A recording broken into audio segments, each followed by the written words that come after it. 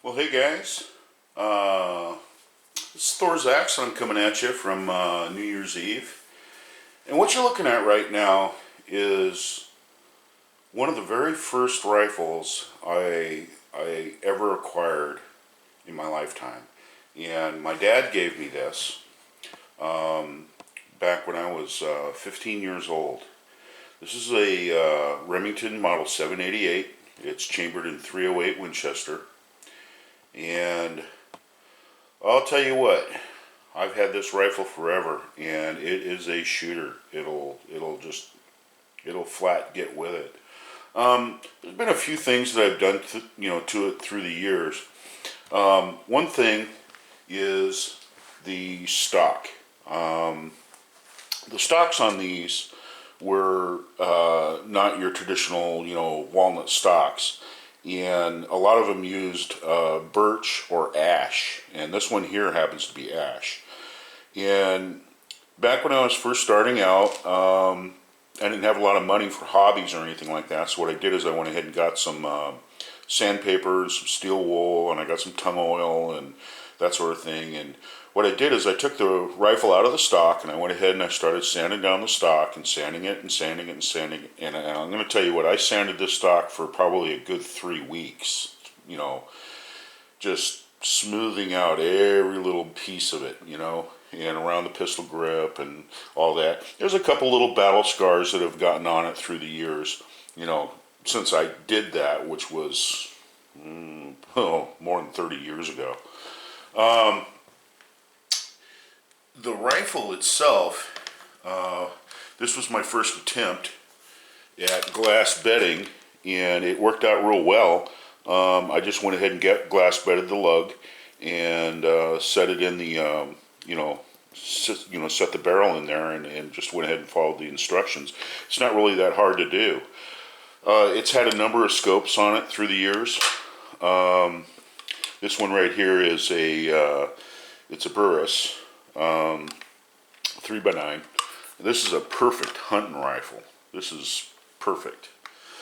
One thing about the 788 does not possess the lockup system like the Mausers. It's more like the Weatherby. It has 9 locking lugs in the rear, and that's your locking system. Very fast action. The lock time on these aren't bad. And the trigger breaks right at about 3.5 pounds, so it's very safe. Up here in the Pacific Northwest, we deal with a lot of cold weather, and what I wanted to do is I wanted to go ahead and get with you guys a little bit and talk to you guys a little bit about that. When you take your rifles out in the wintertime, one thing you have to remember, excuse me, you get them out there on the firing line, and that steel becomes, cold, and what happens is that it acclimates to the atmosphere. So when you go to transport your rifle back, to your house and stuff, you're all done shooting for the day. One of the things you really should do is don't store them in a case that is a clamshell that seals it up, because what you're going to do is you're going to take that rifle, as cold as it is, and bring it in a warm environment, and you're going to get condensation on the barrel, and that condensation will lead to rust. What I do is I use a soft case, and I leave it unzippered at one end, enough so that the rifle won't fall out of there, but enough so where it'll breathe a bit. Back in World War II, what the soldiers up there in Norway and that sort of thing would do, places in real cold environments, they would actually store their rifles outside. They wouldn't bring them into the huts or any place where they had any type of heat, because if they brought them into a heated environment and then brought them back out in the cold, immediately the actions would freeze and they wouldn't be able to operate them. So they left their guns sitting outside for that reason. So anyway, to get on to different subjects here is that this particular rifle has a particular taste for 150 grain, 165 grain bullets. It has a 1 in 10 twist rate. It just has the plain ordnance steel barrel. And I'll tell you what, I love this gun. I love this gun. My dad had one just like this. He bought two of them, one for me and one for him. And his is over at my brother's house, and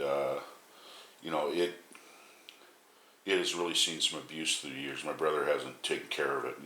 I've taken this rifle out to the range, and then my brother will bring it up. He says, "Well, where'd you get that?" And I'm like, "Hey, this is the one that Dad gave me." So, different things mean different things to different people. So anyway, like I said, it's got a 3-round magazine.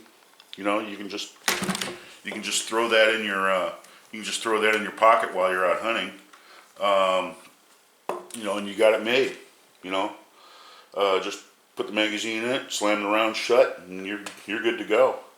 So far, that has killed 2 elk, and it's also killed a handful of deer, 4 or 5 deer that I've shot with that rifle. And I'll tell you what, I don't think any of them took more than 2 or 3 steps. A lot of people don't really put a lot of faith in the 308 and say that it's kind of a mediocre hunting round, but I'll tell you what, the 308 Winchester does pack a punch. Anyway, I wanted to share that with you, and I wanted to wish you guys a happy new year. Like I said, the weather outside is not really cooperating as far as going out to the range. I mean, it's cold and damp, and we've got a lot of rain and half snow and stuff like that. So I've been kind of house dwelling right now and coming up with different projects I can do here at the house. So anyway, stick with me, and I'll see you guys on the next video. This is Thorzax. I'm signing out.